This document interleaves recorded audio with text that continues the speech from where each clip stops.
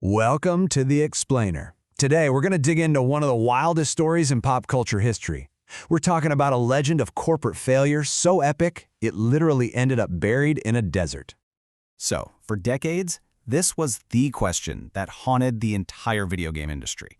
I mean, it just sounds too wild to be true, right? A huge company literally burying its mistakes in the ground. The story got a name, the Atari tomb. But was it a real thing or just a crazy myth? Okay, so to really get how this whole legend even started, we've got to rewind a bit. Let's go back to the early 1980s. Back then, Atari wasn't just a name in gaming. They were the name, the undisputed king, a giant. They were on top of the world, and they were about to make this huge bet, one they thought would cement their place in history forever.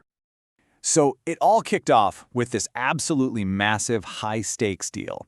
Atari shelled out what was rumored to be over $20 million for the rights to Steven Spielberg's blockbuster movie, E.T. the Extraterrestrial.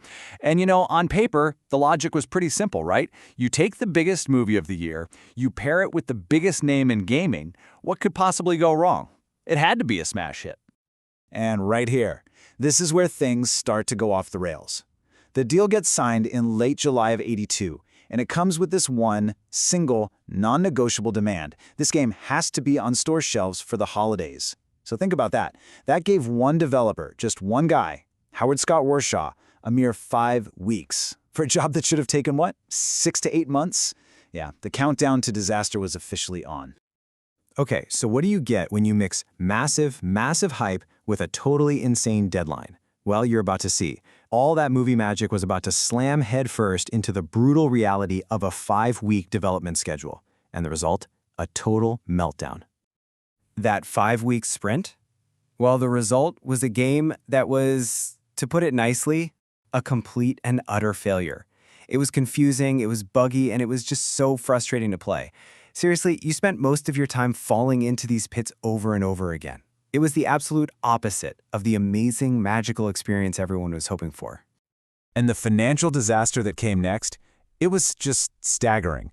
Atari was so sure they had a hit, they made 5 million cartridges. They only ended up selling about 1.5 million of them. And here's the kicker. A ton of those were returned by angry customers and stores.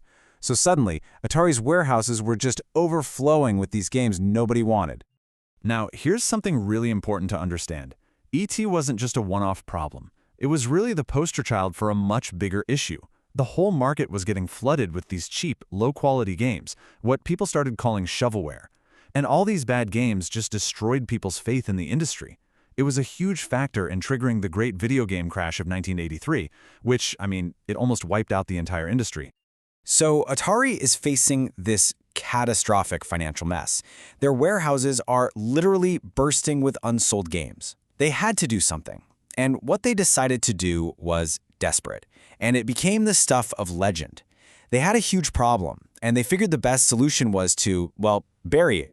So in September of '83, somewhere between 10 and 20 huge semi-trucks roll up to a landfill in New Mexico. And they weren't just dumping the E.T. game either. It was all kinds of extra stuff they couldn't sell. They just dumped it all, crushed it with heavy machinery, and then poured a layer of concrete over the top. They were literally sealing the tomb on their own failure. And for 30 years, that's all it was, a story, a crazy urban legend that gamers would tell each other. But then, in 2014, a documentary crew actually got permission to go and dig up the site. And what did they find? There they were. Hundreds of thousands of game cartridges just sitting there in the desert. The legend was absolutely 100% true. But believe it or not, the story doesn't just end there with a bunch of games in a landfill. Nope. What started out as this huge corporate embarrassment, it slowly turned into this fascinating piece of history. We're talking about a transformation from literal trash into a weird kind of treasure. And its legacy? We still feel it today. The fallout from this whole disaster was just immense, and it happened fast. Atari's CEO, Ray Kassar, he was forced to resign. The guy who made the game, Howard Scott Warshaw, he ended up getting laid off. And the company itself just collapsed. Their workforce went from about 10,000 employees down to under 1,000. Just devastating. And beyond just the business side of things, this burial created a kind of time capsule of electronic waste. Those old cartridges had all sorts of nasty stuff in them, like lead and mercury. In fact, a study of the landfill back in 2004 found a bunch of compounds of concern. So the Atari tomb became this really powerful and very literal symbol of the e-waste problem, which is something we are definitely still dealing with today. When you look back, the story of the E.T. game is now one of the most powerful cautionary tales in the entire history of business. It's like a textbook example of what not to do. It teaches you about the dangers of getting too arrogant, the absolute importance of quality, and what can happen when you totally, completely misread your own customers. And here is the final and maybe most ironic twist of all. The very same game that was so worthless that a company had to bury it in the desert has now become this famous historical artifact.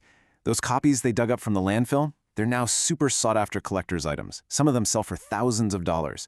It really is the ultimate trash-to-treasure story. So this whole Atari ET saga really leaves us with a fascinating question, doesn't it? They had a blockbuster idea, a can't-miss concept, but the execution was just a complete catastrophe. It's this powerful reminder about that tricky balance between hype and actual quality. And that's a lesson that, businesses in the entertainment industry are still trying to figure out today.